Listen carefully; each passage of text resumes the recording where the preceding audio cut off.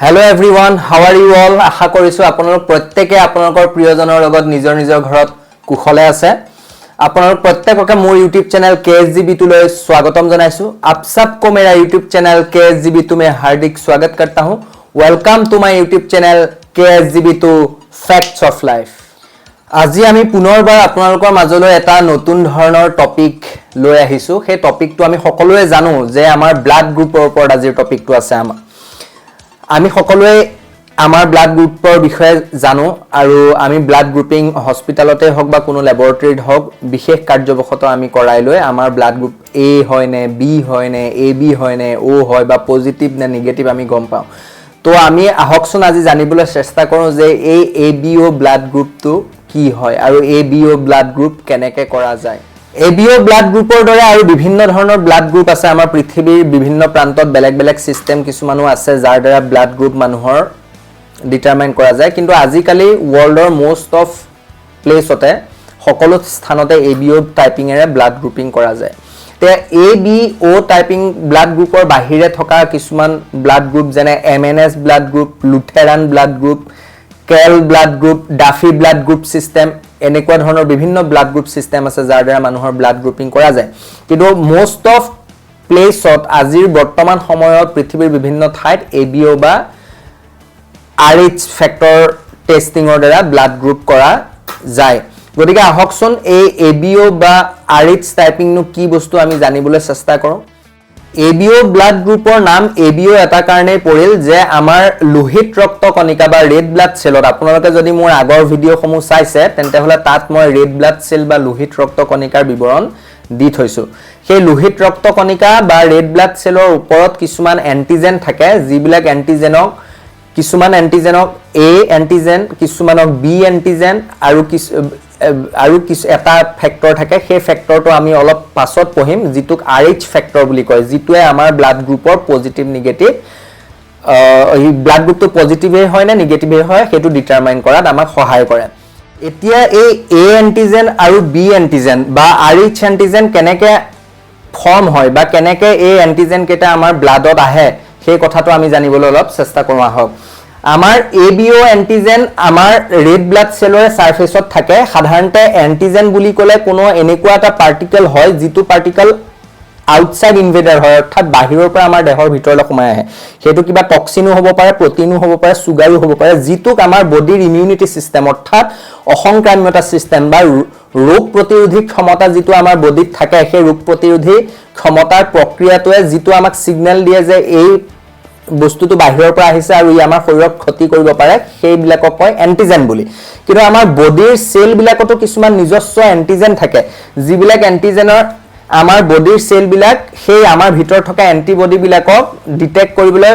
সুবিধা কৰি দিয়ে যে এইটো আমাৰ হয় নে নহয়। যদি বাহিৰৰ পৰা আহিছে তেন্তে হলে বডিৰ সেলৰ ভিতৰৰ এন্টিজেন বিলাকে লগত সম্পৰ্ক স্থাপিত কৰি এইটো গম পায় যে এইটো এন্টিজেন আমাৰ বডিৰ ভিতৰৰ হয় আৰু বাকি এন্টিজেন যেটো বাহিৰৰ পৰা আহা ই সঁচাকৈ আমাৰ শৰীৰৰ কাৰণে ক্ষতিকাৰক হয়। গতিকে এই এন্টিজেন সমূহে কিছুমান মলিকুলাৰ ডিটেক্টৰ হিচাপেও কাম কৰে যিবিলাক এন্টিজেনৰ সহায়ত আমি গম পাওঁ যে এই বস্তুটো আমাৰ বডিৰ ভিতৰৰে এটা অংগ হয়। ঠিক তেনেদৰে AB এন্টিজেন দুটাও আমাৰ বডিৰ ৰেড ব্লাড সেলৰ ওপৰত থকা এক ধৰণৰ মলিকুলাৰ ডিটেক্টৰ বা মলিকুলাৰ ডিটেক্টৰ পাৰ্টিকল হয়। এতিয়া the presence of AB or O antigen on red cells is determined by the inheritance of the allelic gene A, B and O on chromosome 9 অৰ্থাৎ আমাৰ দেহত প্ৰত্যেকজন মনুষ্যৰে শৰীৰত 46 পেয়াৰ্স অফ ক্ৰমোজম থাকে। এই 46 পেয়াৰ্স অফ ক্ৰমোজমৰ ভিতৰত ক্ৰমোজম নম্বৰ 9ত A, B আৰু O নামৰ তিনিটা জিন থাকে যিটোৰ দ্বাৰা এই ৰেড সেলত AB এন্টিজেন ফৰ্ম হয়। এতিয়া এই A আৰু B এন্টিজেন ফৰ্ম হ'বৰ কাৰণে আৰু এটা ফ্যাক্টৰ লাগে সেইটো এটা জেনেটিক ফ্যাক্টৰ যি জেনেটিক ফ্যাক্টৰটোক H নামেৰে ডিটেক্ট কৰা যায় সেইটো হ'ল H নামৰ জিন যিটো H নামৰ জিনে এটা স্পেসিফিক এনজাইমৰ লগত কোড কৰে। কোডিং ডিকোডিংৰ ওপৰত মই এটা এক্সট্ৰা ভিডিও আপোনালোকৰ লগত আনিম অৰ্থাৎ ই এটা এনজাইম বনাবৰ কাৰণে এনজাইমৰ লগত মিলাবৰ কাৰণে এটা কোড কৰে যিটো কোড কৰাৰ ফলত এটা কাৰ্বহাইড্ৰেট পাৰ্টিকলক H সাবষ্টেন্সলে কনভাৰ্ট কৰি দিয়ে আৰু এই H সাবষ্টেন্সটো যেটো H জিনৰ পৰা ওলাইছে সেই H সাবষ্টেন্সটোক পাছত A আৰু B জিন যি দুটা আমাৰ সেলতে প্ৰেজেন্ট থাকে অকল এন্টিজেন A B A নহয় আমাৰ শৰীৰত আৰু দুটা জিন থাকে যি A আৰু B আমি পাইছিলো ক্ৰমোজম নম্বৰ 9 ত A আৰু B আৰু O নামৰ জিন তিনটা থাকে তাৰ ভিতৰত A আৰু B জিনে এটা স্পেসিফিক এনজাইম যাক কয়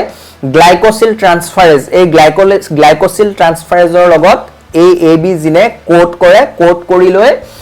যেটো H সাবষ্টেন্স H জিনৰ পৰা ওলাইছিলে সেই H সাবষ্টেন্সটো A আৰু B এন্টিজেনলে কনভাৰ্ট কৰি দিয়ে আৰু তেনেকে কৰিয়ে আমাৰ শৰীৰৰ বিভিন্ন বেলেগ মানুহৰ শৰীৰৰ বেলেগ ব্লাডত বিভিন্ন ধৰণৰ ব্লাড গ্ৰুপসমূহ যেনে A B AB O আৰু পজিটিভ নেগেটিভ RH ফেক্টৰৰ লগত ধৰি লৈ আমাৰ বিভিন্ন মানুহৰ দেহত তেজৰ ব্লাড গ্ৰুপ সেই কাৰণে বেলেগে ধৰা পৰে এতিয়া কিছুমান মানুহৰ ক্ষেত্ৰত H জিনটো হুই থাকে বা H জিনটো ধৰা নপৰে সেই তেনেকুৱা মানুহৰ ক্ষেত্ৰত H জিন নথকাৰ প্ৰভাৱত A আৰু B এন্টিবডিও A আৰু B এন্টিজেনো ফৰ্ম নহয় কাৰণ A আৰু B জিনে A B এন্টিজেন ফৰ্ম কৰিবৰ কাৰণে H জিনটো নথৈ আৱশ্যক হয় কিন্তু কিছুমান মানুহ জন্মগতভাৱে H জিনটো নিজৰ গাত লৈ নাহে এই কেছটো ধৰা পৰিছিল আগতে অতীতত এটা এক্সিডেন্টৰ সময় যেটো এক্সিডেন্ট বম্বেত হৈছিল সেই বম্বেত হোৱা সেই এক্সিডেন্টত এজন মানুহৰ দেহত এই বম্বে ভ্যাৰাইটিজ সেই এই ব্লাড গ্ৰুপটো ধৰা পৰিছিল যত H জিনটো সুপ্ত হৈ থাকে H জিনটো সুপ্ত হৈ থাকিলে সেই সেলটোত AB জিন থাকিলেও AB এন্টিজেন প্ৰডিউস হ'ব নোৱাৰে কাৰণ AB এন্টিজেন প্ৰডিউস হ'বৰ কাৰণে H জিনৰ লগত কম্বাইন হৈহে AB এন্টিজেন ফৰ্ম কৰা যায় এনে ধৰণৰ বম্বে ব্লাড গ্ৰুপৰ মানুহৰ তাত A আৰু B এন্টিজেন দুটা নথকাৰ প্ৰভাৱত জেনাৰেল যি ABO টাইপিং ব্লাড গ্ৰুপ আছে সেই ABO টাইপিং ব্লাড গ্ৰুপৰ দ্বাৰা এই বম্বে ব্লাড গ্ৰুপটো ধৰা পৰা নাযায় আৰু যেটো most of all O blood group অৰ্থাৎ O নেগেটিভ ব্লাড গ্ৰুপৰ লগত আমাক কনফিউজ হৈ ব্লাড ট্ৰান্সফাৰ কৰি দিয়া যায় কিন্তু সেইটো সেই পেশেন্টজনৰ কাৰণে ফেটেল হয় বম্বে ব্লাড গ্ৰুপৰ এন্টিজেন ধৰা পেলাবৰ বাবে এটা এক্সট্ৰা এন্টিসেৰাম আমি ইউজ কৰো যাৰ নাম এন্টি-H এন্টিসেৰা যেহেতু H জিনটো এই মানুহসমূহৰ গাত এক্সপ্ৰেছ হৈ নাথাকে বা H জিনটো সেই সমূহ মানুহৰ গাত একে ৰেয়াৰ মানুহ যিসমূহ পাবলৈ নাই মানে প্ৰায় 1 লাখটাৰ ভিতৰত এটা হ'ব পাৰে তেনেকুৱা মানুহৰ ভিতৰত মানুহৰ শৰীৰত H জিনটো নথকাৰ প্ৰভাৱত AB জিন থাকিলেও এন্টি A আৰু এন্টি B বুলি এন্টিজেন দুটা ফৰ্ম কৰিব নোৱাৰা হয় আৰু যাৰ প্ৰভাৱত বম্বে ব্লাড গ্ৰুপৰ মানুহবিলাক O ব্লাড গ্ৰুপৰ মানুহে বুলি কনফিউজ হোৱা যায় গতিকে তেনে ক্ষেত্ৰত ব্লাড ট্ৰান্সফিউজনৰ ক্ষেত্ৰত বিশেষকৈ ব্লাড বেংকত মানুহ এজনৰ শৰীৰত এই ব্লাড যিকোনো ব্লাড O নেগেটিভে হওক বা O পজিটিভ বা যিকোনো ব্লাড ট্ৰান্সফাৰ কৰাৰ সময়ত প্ৰথমে এই আৰু বিশেষকৈ O ব্লাড গ্ৰুপসমূহৰ মানুহৰ ক্ষেত্ৰত ব্লাড ট্ৰান্সফিউজনৰ সময়ত এই বম্বে ভেৰাইটিটো টেষ্ট কৰি লোৱা অত্যন্ত দৰকাৰ হয় এতিয়া আহকচোন অলপ আগৰ পৰা আমি জানিব চেষ্টা কৰোঁ যে A B আৰু O এই ব্লাড গ্ৰুপ কেটা কেনেকৈ ডিটাৰমাইন কৰা যায় এতিয়া নামতে A B আৰু O A to A antigen থাকে B ত B এন্টিজেন থাকে আৰু O ত A আৰু B এটা এন্টিজেন নাথাকে আৰু A ত B এন্টিবডি থাকে আৰু B ত A এন্টিবডি থাকে আৰু O ত এন্টিবডি A আৰু এন্টিবডি B দুইটাই প্ৰেজেন্ট থাকে আৰু ABA ব্লাড গ্ৰুপ এটা এনেকুৱা ব্লাড গ্ৰুপ যত AB ব্লাড গ্ৰুপত এন্টিজেন A আৰু এন্টিজেন B দুইটা এন্টিজেনেই থাকে কিন্তু তাত এন্টিবডি এটাও এন্টি B বা এন্টি A এটাও প্ৰেজেন্ট নাথাকে এটো এটা কাৰণে যে যদি এন্টিজেন A প্ৰেজেন্ট হৈ যদি সেই একে সেম ব্লাড গ্ৰুপটোতে এন্টিবডি A প্ৰেজেন্ট হৈ থাকে তেন্তে হলে এন্টিজেন A আৰু এন্টিবডি B এন্টিবডি A লগত ৰিঅ্যাকশন হয় আগ্লুটিনেশন অৰ্থাৎ গোটা সকল মাৰি ব্লাডটো গোট খাই যাব গতিকে সেই কাৰণে A B AB আৰু O এই চাৰিটা ব্লাড গ্ৰুপতে নামৰ সৈতে আমি A বুলি পঢ়িলে A এন্টিজেন থাকিব B বুলি পঢ়িলে B এন্টিজেন থাকিব আৰু AB বুলি পঢ়িলে A আৰু B দুইটা এন্টিজেনে থাকিব আৰু O ত এটাও এন্টিজেন নাথাকে ঠিক তেনেদৰে এ ব্লাড গ্ৰুপত এ এন্টিজেন থকাৰ কাৰণে বি এন্টিবডি থাকিব আৰু বি ব্লাড গ্ৰুপত বি এন্টিজেন থকাৰ কাৰণে এ এন্টিবডি থাকিব আৰু এ বি ব্লাড গ্ৰুপত এ আৰু বি দুইটা এন্টিজেন থকাৰ কাৰণে তাত কেৱল এটাও এন্টিবডি এ আৰু বি উপস্থিত নাথাকে আনহাতে ও ব্লাড গ্ৰুপটোত এ আৰু বি এই দুটা এন্টিজেনে অনুপস্থিত থাকে আৰু সেই কাৰণে ও ব্লাড গ্ৰুপটোত এ আৰু বি দুটা এন্টিবডি প্ৰেজেন্ট থাকে এতিয়া A blood group B blood group আৰু ও ব্লাড গ্ৰুপ ডিটাৰমাইন কৰিবলৈ আমি দুটা এন্টিসেৰা সাধাৰণতে ইউজ কৰো সেই দুটা এন্টিসেৰা হল এন্টি এ এন্টিসেৰা আৰু এন্টি বি এন্টিসেৰা এন্টি এ এন্টিসেৰাটো আমি বি ব্লাড গ্ৰুপৰ মানুহৰ ব্লাড সেলৰ পৰা কালেক্ট কৰো কাৰণ বি ব্লাড গ্ৰুপৰ মানুহৰ ব্লাড সেলত বি এন্টিজেন থকাৰ কাৰণে তাত এ এন্টিবডি থাকে সেই কাৰণে এ এন্টিসেৰাটো বি ব্লাড গ্ৰুপৰ মানুহৰ পৰা কালেক্ট কৰি অনা বি এ এন্টিবডিটো ৰখা হয় ঠিক তেনেকে বি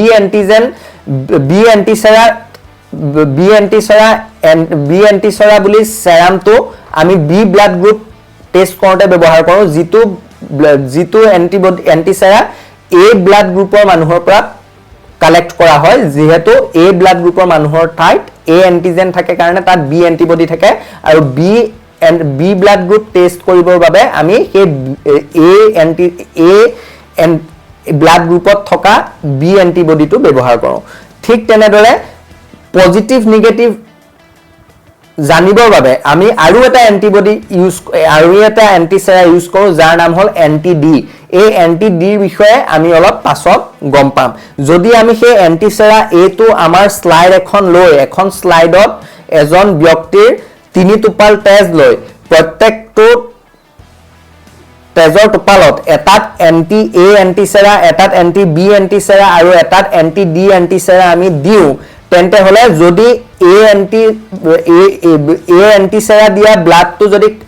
ক্লটিং কৰে তেন্তে হলে ব্লাড গ্ৰুপটো হ'ব এ আৰু বি এন্টিসেৰা দিয়া ব্লাড গ্ৰুপটো যদি ক্লটিং কৰে তেন্তে হলে সেইটো হ'ব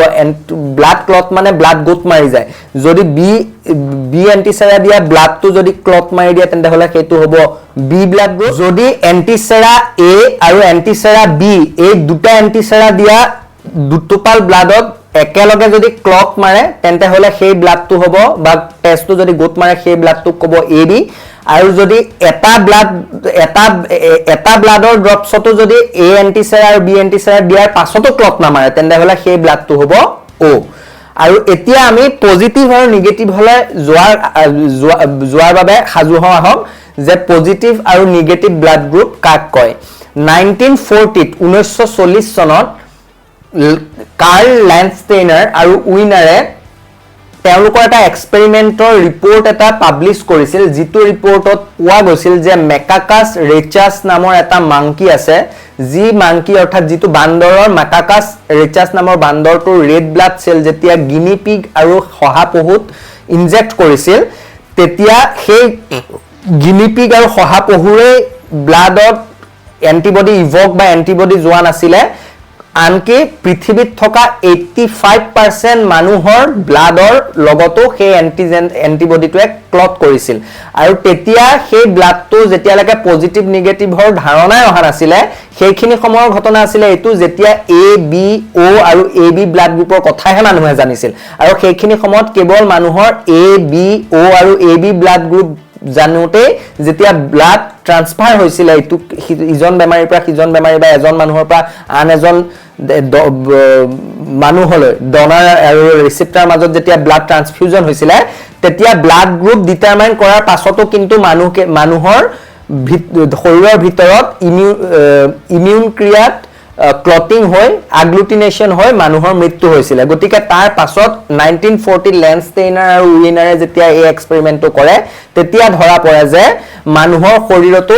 এই ৰেচাছ মাংকি যিটো মেকাকাছ ৰেচাছ বুলি কয় মেকাকাছ ৰেচাছ মাংকিৰ ব্লাডত পোৱা এটা ফেক্টৰ যাক RH ফেক্টৰ বুলি কয় প্ৰেজেন্ট থাকে আৰু যিবিলাক ব্লাডত এই RH ফেক্টৰ অৰ্থাৎ এন্টি ডি ফেক্টৰটো প্ৰেজেন্স থাকে সেইবিলাকক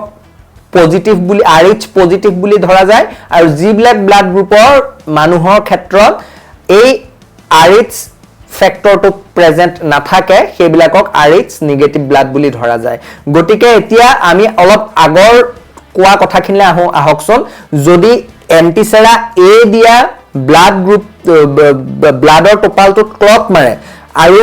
B টো নৰমালি থাকে B এন্টিসেৰা দিয়া ব্লাডটো যদি এজ এ নৰমাল ব্লাড এক্সিষ্ট কৰে আৰু তাৰ পাছত 3 নম্বৰ টোপালটোত যদি সেৰাম এন্টি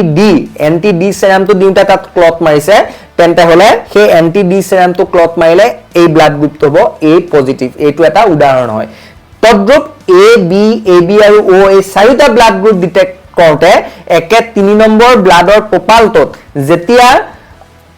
এন্টি ডি সেৰামটো দিয়ে যদি এন্টি ডি সেৰামটো দিউতে ক্লট মাৰে ব্লাডটো বা গোট মাৰি যায় সকল পৰি তেন্তে হলে সেইটো পজিটিভ ব্লাড গ্ৰুপ হ'ব আৰু যদি এন্টি ডি সেৰাম দিয়াৰ পাছতো যদি ব্লাড গ্ৰুপটো ক্লট নামাৰে তেন্তে হলে সেইটো নিগেটিভ ব্লাড গ্ৰুপ হ'ব অৰ্থাৎ যদি A ব্লাড গ্ৰুপৰ A এন্টিসেৰা দিয়া ব্লাডটো ক্লট কৰাৰ লগতে যদি এন্টি ডি দিয়া ব্লাডটো ক্লট কৰিছে তেন্তে হলে A পজিটিভ হ'ব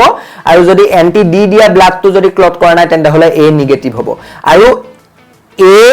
এন্টিসেৰা A আৰু এন্টিসেৰা B এই দুইটা দিয়াৰ পাছতো যদি এটোপাল ব্লাডটো ক্লট মৰা নাই তেন্তে হলে সেইটো O ব্লাড গ্ৰুপ হ'ব আৰু যদি সেই O ব্লাড গ্ৰুপটো 3 নম্বৰ টোপালটোত যদি এন্টি ডি সেৰা দিউতে যদি ব্লাড গ্ৰুপটো ক্লট কৰিছে তেন্তে হলে এইটো O পজিটিভ হ'ব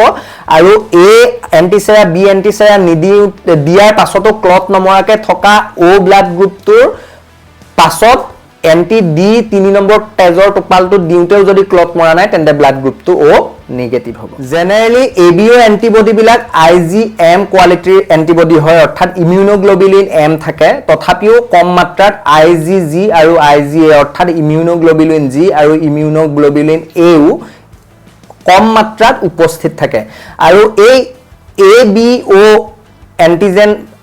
আৰু এন্টিবডি বিলাকে ABO এন্টিবডি বিলাকে সাধাৰণতে মাকৰ গৰ্ভৰ প্লাসেন্টা ক্ৰস কৰিব নোৱাৰে প্লাস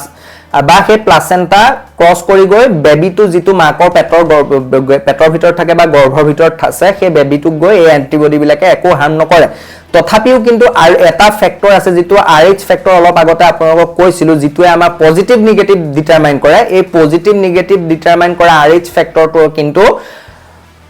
এটা ৰিয়াৰ কেছ যাৰ নাম এৰিথ্ৰোব্লাস্টোসিছ ফিটালিছ এই এৰিথ্ৰোব্লাস্টোসিছ ফিটালিছৰ ওপৰতে মোৰ নেক্সট ভিডিওটো আহিব যে এটা নিউবৰ্ন বেবি অৰ্থাৎ বা জন্মৰ পাছতেই যে যিবিলাক বেবি বা যিবিলাক বাচ্চাৰ জন্ডিস হয় জন্মৰ সময়তে মাকৰ গৰ্ভৰ পৰা ওলোৱাৰ পাছতে সিভিয়াৰ জন্ডিস হয় বা বাচ্চাটো গৰ্ভত থাকোতে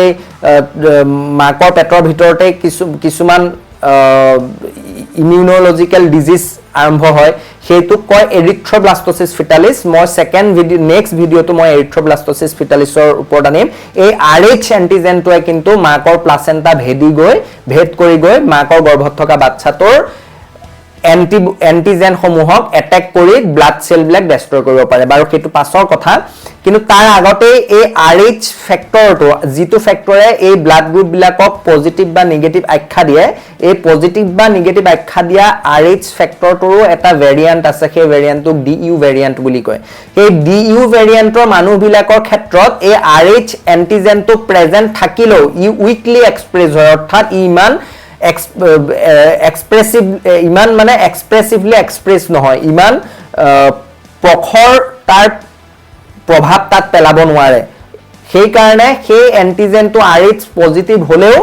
RH নিগেটিভ যেন দেখুৱা যায় আৰু যদি এজন ব্যক্তি বাস্তবিকতে নিগেটিভ হয় তেন্তে নিগেটিভ মানুহক সদায় নিগেটিভ ব্লাডে দিয়া যায় কাৰণ নিগেটিভ ব্লাডত RH এন্টিজেন নাথাকে আৰু যদি বেলেগ এজন পজিটিভ মানুহৰ পৰা পজিটিভ ব্লাড যদি সেই নিগেটিভ হৈ থকা পেচেণ্টজনক দি দিয়া যায় তেন্তে হলে সেই মানুহজনৰ তাত যেহেতু RH এন্টিজেন নাছিলে আৰু সেই RH এন্টিজেন বেলেগ এজন মানুহৰ পৰা তেওঁলৈ আহিছিলে তেওঁৰ শৰীৰৰ ভিতৰত প্ৰৱেশ কৰিছে তেনে ক্ষেত্ৰত সেই মানুহজনৰ ভিতৰত বডিৰ ইমিউন সিস্টেমটোৱে সেই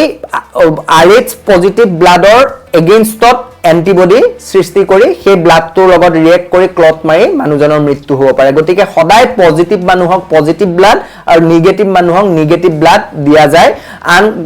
কিন্তু পজিটিভ মানুহক নিগেটিভ ব্লাড দিব পাৰি যেহেতু নিগেটিভ ব্লাডত কোনো ধৰণৰ RH ফ্যাক্টৰ নাথাকে সেই কাৰণে পজিটিভ মানুহে নিগেটিভ ব্লাড ল'ব পাৰে কিন্তু নিগেটিভ মানুহে কেতিয়াও পজিটিভ ব্লাড ল'ব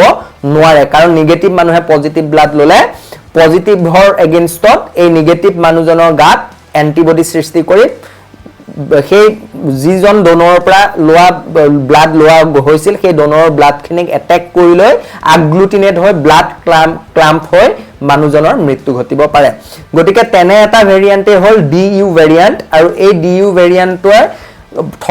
DU ভেৰিয়েন্টৰ মানুহবিলাকৰ ক্ষেত্ৰত মানুহজন যদিও RH পজিটিভ হ'বলগীয়া আছিল কিন্তু তাত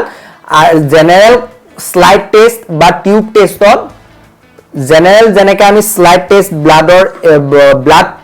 এই ফিংগাৰ প্ৰিক কৰি লৈ ইয়াত স্লাইডত ব্লাড দি লৈ জেনেৰেল স্লাইডত যেনেকৈ টেষ্ট কৰিলে আমি ABO গ্ৰুপিঙৰ কথা গম পাওঁ বা ABO প্লাছ মাইনাছৰ কথা গম পাওঁ ঠিক তেনেদৰে DU ভেৰিয়েন্টৰ ক্ষেত্ৰত যিহেতু সেই তাত RH পজিটিভ নিগেটিভৰ কাৰণে যিটো জিন আছে সেই জিনটো কমকে এক্সপ্ৰেছ হয় সেই কাৰণে পজিটিভ হলেও মানুহজনক তাত ধৰা পেলাব নোৱাৰা হয় গতিকে তেওঁলোকৰ কাৰণে এটা এক্সট্ৰা টেষ্ট আছে যাক কোম টেষ্ট বুলি কয় বা এন্টি হিউম্যান গ্লোবুলিন টেষ্ট বুলিও কয় গতিকে স্পেশাল এন্টিসেৰা এন্টি হিউম্যান গ্লোবুলিন বা কোমছ টেষ্টৰ দ্বাৰা আমি এই DU ভেৰিয়েন্টৰ মানুহখিনি ডিটাৰমাইন কৰিব পাৰো আৰু ই অতিকৈ জৰুৰী যে ইমাৰ্জেন্সি কণ্ডিশনত যদি এজন নিগেটিভ মানুহৰ শৰীৰলৈ যদি ব্লাড দিয়া যায় বা পজিটিভ মানুহৰ শৰীৰত যদি এটা ব্লাড দিয়া যায় তেন্তে হলে তেনে ক্ষেত্ৰত এই DU ভেৰিয়েন্ট আৰু আগতে কোৱা বম্বে ব্লাড গ্ৰুপৰ NTH এন্টিসেৰাৰ লগত সদায় ব্লাড ট্ৰান্সফিউজনৰ আগত ব্লাড টেষ্ট কৰি কনফাৰ্ম হৈ লোৱাটো দৰকাৰ গতিকে এই দৰ্শকবৃন্দ আজিলৈকে ইমানেই মই নেক্সট ভিডিঅ'ত আপোনালোকৰ মাজত এই নিউ বেবি বা চাইল্ড সমূহৰ যি জন্মৰ পাছতে হোৱা জন্ডিস আৰু মাকৰ গৰ্ভতে হোৱা যি কমপ্লিকেশন দেখা দিয়ে এই RH এন্টিজেনৰ কাৰণে পজিটিভ নিগেটিভৰ কাৰণে হেতু ওপৰত ভিডিঅ' আনিম আৰু তেতিয়ালৈকে যদি আপোনালোকে মোৰ আজিৰ এই ভিডিঅ'টো চাই ভাল পাইছে তেন্তে হলে আপোনালোকৰ এটা বহুমূলীয়া লাইক শ্বেয়াৰ আৰু সাবস্ক্ৰাইব প্ৰদান কৰি মোৰ এই ইউটিউব চেনেলটো আগবঢ়াই নিব বুলি আশা ৰাখিলো ধন্যবাদ